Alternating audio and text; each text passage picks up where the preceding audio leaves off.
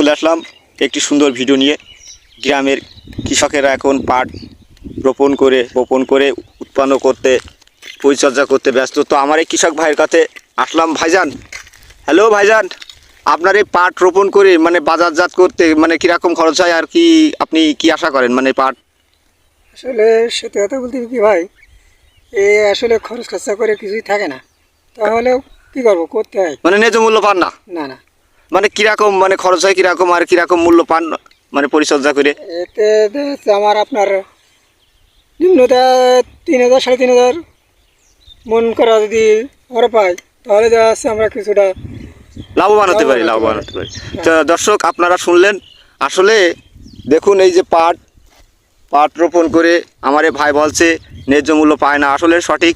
বাংলাদেশে বর্তমান অবস্থা খুব মানে প্রাকৃতিক যে আবহাওয়া, এখন প্রচুর তাপমাত্রা, তারপরেও কষ্ট করে এই পাট রোপণ করে কৃষক ভাইরা যদি ন্যায্য মূল্য না পায়, তাহলে আপনারা বলুন। আমরা তো 80% লোক গ্রামে বাস করি, অনেকেই কৃষিকাজ করি, কৃষিকাজের পরে নির্ভরশীল থাকি। তো ভিডিওটি ভালো লাগলে অন্যকে দেখার সুযোগ করে দেবেন, একটি লাইক কমেন্ট শেয়ার করে পাশে থাকবেন। আল্লাহ হাফেজ।